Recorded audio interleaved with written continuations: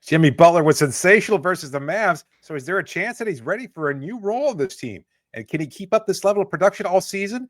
Plus some stats that might show Miami's season is finally turning around on today's episode of Locked On Heat.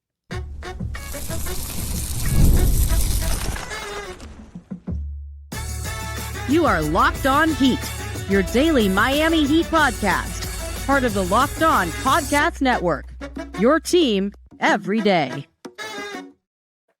All right, welcome to Locked On Heat, your daily podcast on the Miami Heat. Whether you're tuning in on YouTube or your favorite podcast app, thanks for making Locked On Heat your first listen every day. I'm Wes Goldberg, editor at allyoucanheat.com, here with David Ramil. Both of us are credentialed Heat media members who cover this team every day, and today's episode is sponsored by Bilt. Start earning points on your rent you've already paying by going to joinbuilt.com/LockedOnNBA. That's joinbuilt.com/LockedOnNBA. Also a reminder that your favorite podcast now has a newsletter, introducing the Locked On Heat Daily Newsletter. One stop for ultimate team and league coverage delivered right to your inbox. Sign up for free now at LockedOnDaily.com. That's LockedOnDaily.com, and start your day with the all-new free Locked On Heat newsletter. Heat got a nice win on Sunday night against the Mavericks. They've got back-to-back games coming up on Tuesday and Wednesday. Jimmy Butler has scored at least 30 points in his last two games, something, David, he has not done since December of 2023, more than a year ago. So this is some relatively rare stuff for Jimmy Butler, at least in the regular season. Here's what Jimmy Butler had to say about how he's playing after Sunday's game. I feel like I got to start attacking more often whenever I'm aggressive like that, like the guys want me to be, like Spo's always telling me to be. It opens up a lot more for everybody else. So if I can spearhead that part of the offense, we good. David, can we expect more of this from Jimmy going forward? What did you think about what he had to say after the game? It's interesting because I wonder that myself. I just, we've seen some inconsistency. There's some moments there where he's up and down, and then he was hurt, obviously, in that road trip. Took some time off, came back, was sensational against Philadelphia, had 5 days off, was sensational against the Mavs. There seems to be a correlation there, right? You get enough rest and Jimmy Butler will be as great a player. And I don't want to, I hate the idea that we're bagging on him now because, he's been so good these few games and he has had his moments throughout the season. And yet it's really hard not to say that probably the extended rest has been a factor. Like that's just going to be the norm moving forward at this stage of his career, given his age and the wear and tear over the course of his body. I think we'll see them, as far as your general question. I think we'll see these moments. I just don't know that we're going to see them so consistently. I don't think we're going to see back-to-back games of this kind of high level of production unless there's going to be this amount of rest. Like you look at Miami's schedule, like they've only played 14 games. There are some teams that have played like 19 games. Yeah, they played the fewest games in the league.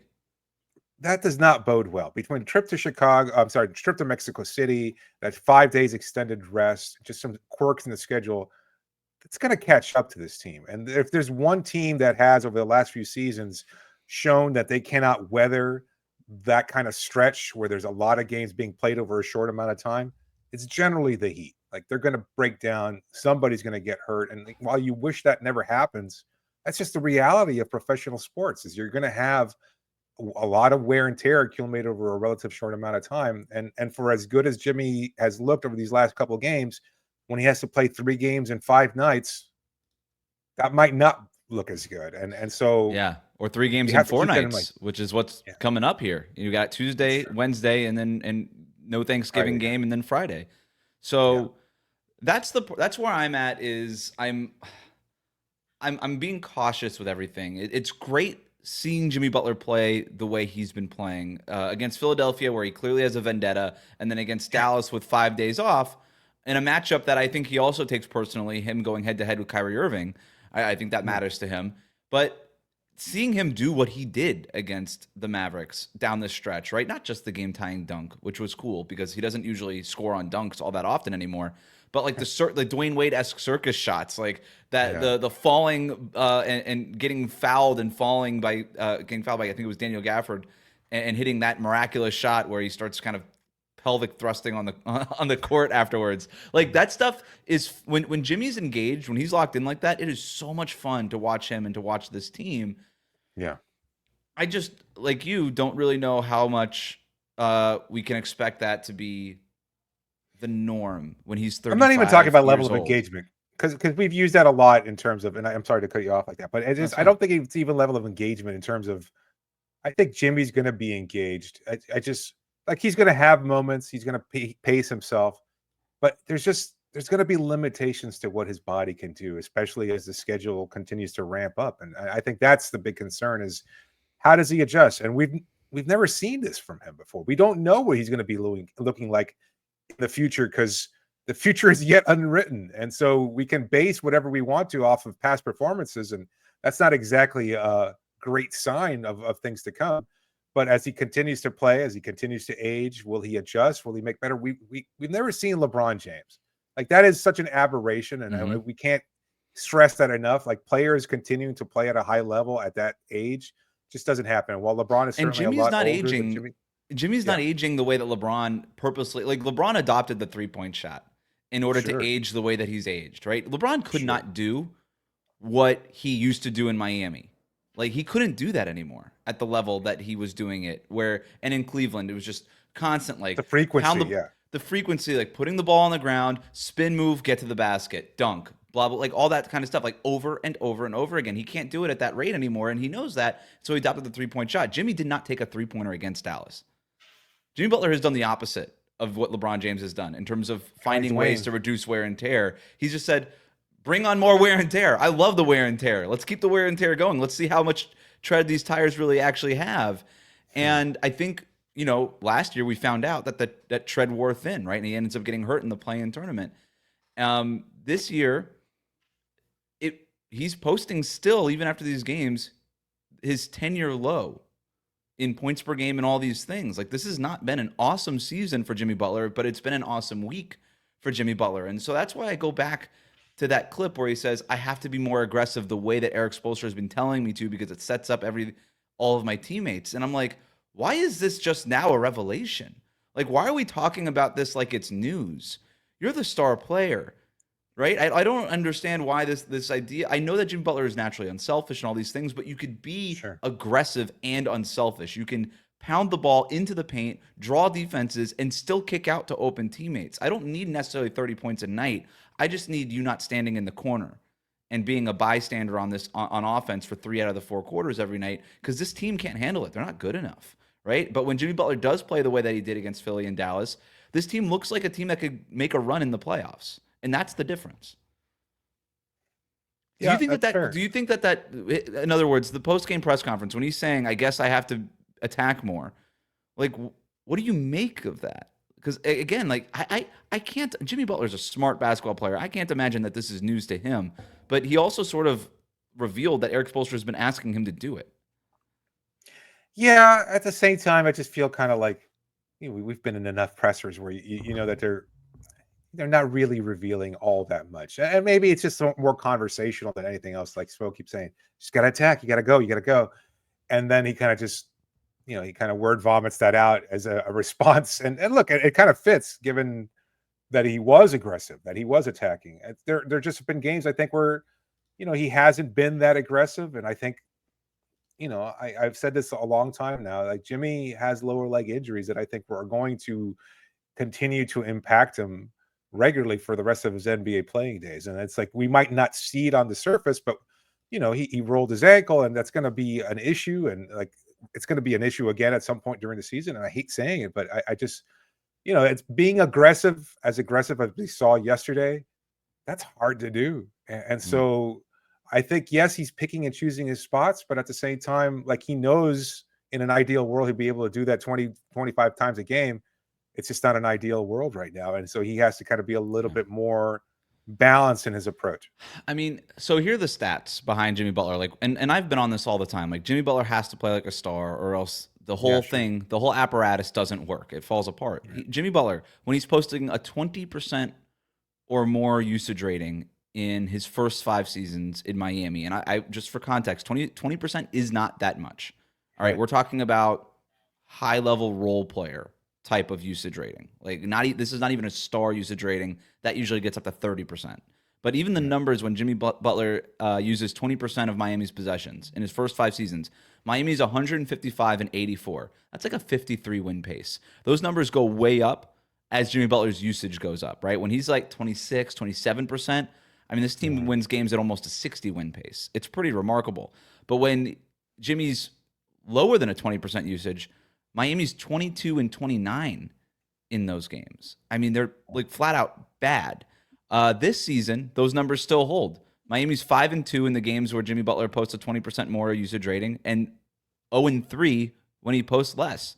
Again, they don't need Jimmy Butler to go out there and use like a Luka Doncic level of possessions. They just need him to be to use enough possessions where, you know, it feels like he's one of the top 2 players on the team, which he obviously is, especially on the offensive end. And that's what was his usage yesterday? Oh, you know, I don't have that in front of me. Oh, sorry. I thought you might. All right, never mind. But my question to you is, how often do you think Jimmy can tap into that? I'm going to look up that usage rating while you're answering. Yeah, I mean, knowing that it can't be every night, as the preface. Sorry, go ahead. Yeah, I guess I would say probably 60% of the time. Like, and maybe that doesn't sound great, but I think that's probably pretty realistic. Again, like there are concerns. You got to find a balance, as I said, and I just think there's going to be moments where he cannot continue to be that aggressive. And look, that's fine because you hope that there might be a night where Bam's got it going, or Tyler's got it going, or maybe even Terry Rozier or somebody else. And so if that's the case, then Jimmy can afford to play back a little bit and not necessarily be as aggressive. And that's perfectly fine. As long as he's still able to show the capacity to turn it on the way he has over the last couple games, I think he'll be fine. 29% was his usage rating in that game. I think if the Heat can get this from him, instead of 1 out of every, seemingly, like in this season, it's been like 1 out of every 6 games, you kind of get that version of Jimmy Butler. If they can cut that in half, 1 out of every 3, 1 out of every 4, just even that could make a pretty big difference in terms of, are you a play-in team or are you one of the best 6 teams in the Eastern Conference? Like that could be it. I mean, that would have been the difference last year, right? When they missed the playoffs by a game and had to end up going in the play-in tournament. So Jimmy Butler's agent weighed in on this matter on Twitter. What did he have to say and why he's only partially right on his opinion? We'll talk about that next year on Locked On Heat. Today's episode is brought to you by Bilt. If you're a renter, I'd start taking advantage of Bilt if I were you. Here's the thing. You earn points on groceries, travel, practically everything else we buy, but we should also be earning points on rent, one of our biggest monthly expenses. Bilt has changed the game by letting renters earn high-value points on rent and around their neighborhood. There's no cost to join Bilt, and as a member, you'll earn valuable points on rent and on your everyday spending. Bilt points can be transferred to your favorite hotels and airlines, and even the ones you haven't heard of. There are over 500 airlines, 700,000 hotels and properties around the world, all of which you can redeem your Bilt points towards. Points can also be redeemed towards a future rent payment and unique experiences that only Bilt members can access. If you're earning points on rent, if you're not earning points on rent, my question is, why not? Start earning points on rent you've already been paying by going to joinbilt.com/lockednba. That's joinbilt.com/lockedonNBA. Make sure to use our URL so they know they sent you. Joinbilt.com/lockedonNBA and start earning points on your rent payments today. Today's episode is also brought to you by Robinhood Gold. With Robinhood Gold, you don't need a silver spoon to eat up the financial favors of the 1%. Robinhood Gold allows others to get the rates and perks usually reserved for the high society. Now, the resourceful individual with Robinhood Gold can earn the very liberal rate of 4.25 on uninvested cash and be rewarded with a handsome 3% retirement boost on IRA account contributions. Robinhood Gold provides the privileges of high net worth for any net worth. These generous benefits are now available for only $5 a month. The new gold standard is here with Robinhood Gold. Sign up at robinhoodgold.com, robinhood.com/gold. Terms apply. For product-specific disclosures, visit robinhood.com/gold. Investing involves risk and rate may change. Gold membership is offered by Robinhood Gold LLC. We'll be right back. Thanks again for making Locked On Heat your first listen of the day. Best way to support the show, like and subscribe on YouTube. Follow us on your favorite podcast app. David, I want to show you something that Jimmy Butler's agent, Bernie Lee, posted on Twitter on Monday in response to a tweet that said that Jimmy Butler can't do this every night.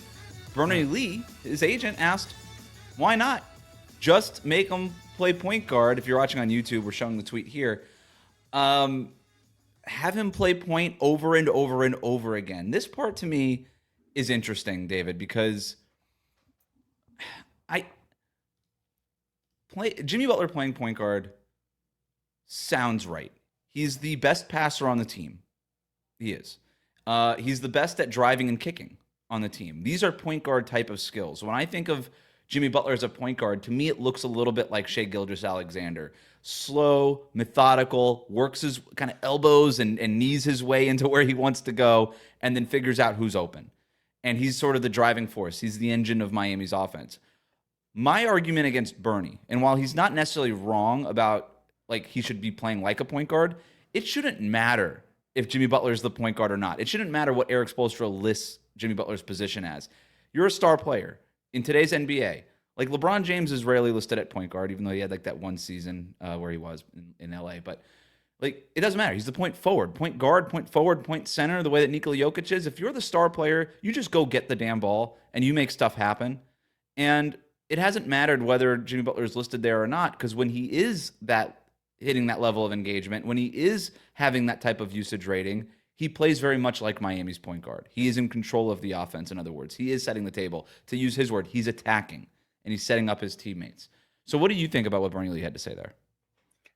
Yeah, I don't know the focus on the position. Like, to your point, like it just makes a lot more sense, give Jimmy the ball and let him initiate, but can it fit the way that Eric Spoelstra has tweaked the offense, where they want to push the pace and kind of create more threes, etc. Like, how would Jimmy's role? Like, we saw it work well against Dallas, but in the future, like given how Eric Spoelstra is kind of trying to implement something different in offense, is Jimmy at the quote unquote point? Is he really the best option to initiate offense moving forward, because he is so much slower, somewhat methodical, and he kind of slows? No, he outright kills pace sometimes. Like, that's just the reality. Is it? He's just been much more deliberate in his bringing up the ball, as opposed to, let's say, Tyler or Terry Rozier or Bam Adebayo or somebody like that. So I don't know. Pace is even a factor anymore, because if Miami ever did want to increase their pace, they're not doing a good job of it, because they're bottom 10 in pace this year. They're a slow team still, and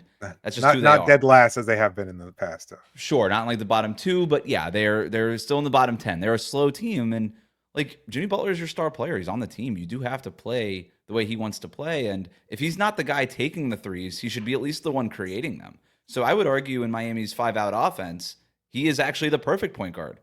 It's his perfect. It's his best position in this offense, is him with the ball, point guard or not. And I actually hate the take that he should be playing point guard, because positions don't matter that way anymore. So he should be the guy with the ball in his hands, creating for others, because he's the best one on the engine. He's the advantage creator on this team. He's the guy who best creates open threes for his teammates. He's better at it than everybody else on the team. So you would argue he's actually the best guy for the job, because he's the one, minus the pace, doing the best job of creating open threes.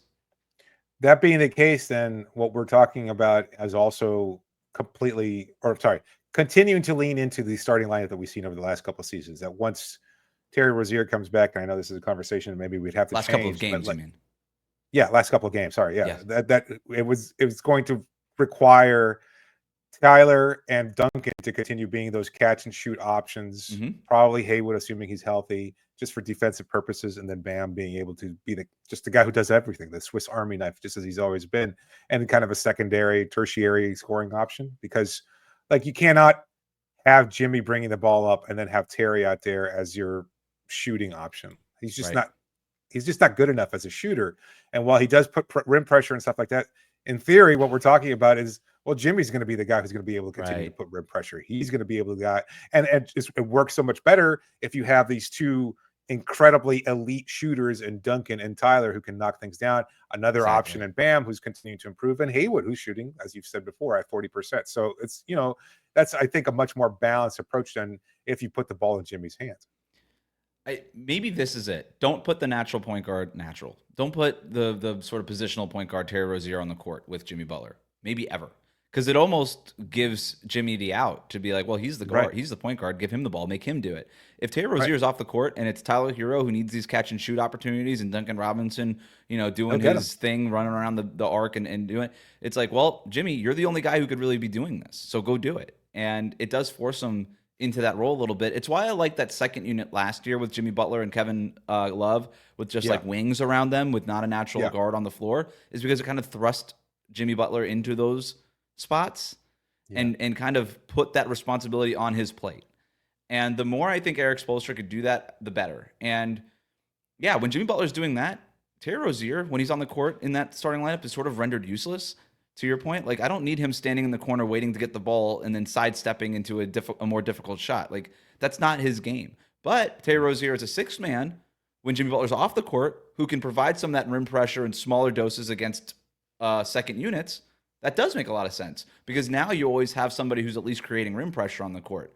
And that could be very useful to Miami as they continue to try to ramp up their three-point shooting. So I'm totally here. Look, if it takes calling Jimmy Butler the point guard, if it takes Eric Spoelstra being like, hey, by the way, you're the star player, we need you to attack, like, whatever it's going to take. Like, if Jimmy Butler is willing to embrace this, and again, it does not mean that he's scoring 30 points every night. I just need him being the one bringing the rock into the paint. It's in his hands when the ball gets into the paint. Good things tend to happen after that. It really isn't rocket science here. So we'll see how often he can do it. To your point, he's 35 years old. So, all right, we're gonna move it along here. We're gonna zoom out a little bit, take a look at the other big changes to the Heat during this winning stretch and what we expect to happen going forward. That's next here on Locked On Heat. Today's episode of Locked On Heat is brought to you by SKIMS. People ask me all the time, Wes, what kind of boxers do you wear? I don't know why they want to know, but I'm happy to talk about it, because the truth is, I put a lot of time and effort and thought into my underwear. It's not a lie. A few years ago, I bought a bunch of different brands, took them all for a test run, so to speak, and I settled on a brand. I liked it. I wore them for years. They were not ever exactly perfect, though. Well, I think I finally found a winner, guys, and it's SKIMS. SKIMS came out with their cotton 5-inch boxer brief. They sent us a few pairs. Honestly, it puts every other brand I've ever tried to shame. They hit right at the thigh, and they stay there. That is the key. They don't move around. They don't bag out. They don't give you that 5 p.m. wedgie. If you're a boxer brief guy like me, this is the one. Shop SKIMS Men's at skims.com/LockedOnNBA. Let them know that we sent you. After you place your order, select podcast in the survey, select our show, Locked On Heat, in the drop-down menu that follows. And if you're looking for the perfect gifts for the whole family, SKIMS has just launched their biggest holiday shop ever, also available at skims.com/LockedOnNBA. We'll be right back. Again, for making Locked On Heat your first listen of the day. The best way to support the show, leave a 5-star rating and review on your podcast app. Make sure you hit that subscribe button on YouTube. Comment in the YouTube section. Let us know what you think about Jimmy Butler's role going forward. Is it worth calling him the point guard, listing him at that position? Do you think that would matter? I do have some stats that I want to start this segment off with. This is where the Heat rank in the last 6 games, David. In defensive rating, they've moved up to 6th in defensive rating. This is just over that 6-game sample size versus the rest of the league. 6th in defensive rating, 21st in offensive rating. They're 3rd in steals generated per game, averaging almost 11 steals per game. And they are getting a little bit of three-point shooting luck when it comes to their opponent three-point percentage, but not a ton there. So that's why I looked into that number just to see what's really driving that defensive rating number. But that's the headline here. That luck isn't huge. It's a little bit, but not, a big not a big thing. That defensive rating getting up to 6, that's really important for this team. And when I think about what can make this Heat team special, I don't know that this team will ever be special offensively with the personnel and given just, some of the inherent limitations there. Mm-hmm. I do still think that there's a world where this team could be special defensively. They haven't been for most of the season, but they have been over these last 6 games. What have you seen from them on that end? Defensively? Mm-hmm. Yeah, nothing has really, honestly, I didn't think anything had really stood out. I think a lot of it was playing a pretty inept Philadelphia team that was just set to implode.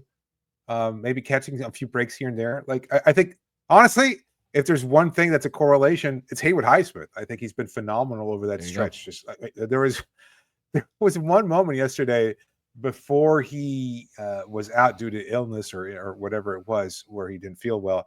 Like they were playing zone, and he was at the top of the key above the break there, closing out on somebody. They dumped the pass into the low post, and they kicked it out to an open shooter. And this man went sprinting across the length of the court there in the half court set there just to guard that 3-point shot, while everybody else in the Heat team was kind of like flat-footed there. And I had so much respect for Haywood just doing that. And like a single possession like that, it was unbelievable to see. He works so hard on the defensive end. And it's just anybody who does not appreciate what he brings to the table just doesn't love Heat basketball, because this guy, he brings it so consistently on the defensive end. Like, and offensively, sure, it's a work in progress. I don't know that it's ever going to be even an average NBA offense, but defensively, he certainly is a factor. And I think that's probably the biggest contributor to Miami's success over the last 6 games. You know, you can look at Miami's backcourt, their new starting backcourt, at least, of Tyler Hero and Duncan Robinson, assuming that this will be the starting backcourt going forward. They've won 2 games with the starting lineup. I would imagine Eric Spoelstra is going to stick with it for at least for a little bit while longer. But you say, oh, well, you're starting Tyler and Duncan. That's going to be bad defensively. But by also including Haywood Highsmith into that starting lineup, you've got Bam, Jimmy, Haywood. Those are 3 elite defenders with Tyler Hero and Duncan Robinson. Now, that's different than the previous starting lineup that they started the year with Bam, Nikola Jovic, Jimmy Butler, Terry Rozier, and Tyler Hero. That lineup, despite not starting Duncan Robinson, that lineup had 3 minus defenders. Now you've got 3 elite defenders on the court. So I think that's part of it, and you nailed it. Haywood Highsmith just getting more minutes and playing and being a starter so that he's defending the opposing team's best players more often than not. Like that's a huge swing factor, I think, like an X factor for this team. Here's the other thing that is not getting talked about basically at all. Over the 6-game stretch, the only night and day 0 to 100 sort of binary difference, the biggest change to Miami, Kevin Love came back. And Kevin Love coming back, you would never think would impact this team defensively the way it has, but his defensive rebounding is so important to this team. And this team's defensive rebounding rate was in the toilet before Kevin Love was here, because it was Thomas Bryant and Khalil Ware, Nikola Jovic as a small ball 5 sometimes. And those guys just aren't good defensive rebounders, or have not been for the beginning of the season. Kevin Love, whatever his limitations are defensively, and there are plenty, he's an elite and has been an elite defensive rebounder for his entire career. And when he's now back as as Bam's primary backup center, now all of a sudden, those issues that you had when Bam was off the court, because when their defensive rebounding rate was trash, it was still good when Bam was on the court. It was his off-court numbers that were the problem.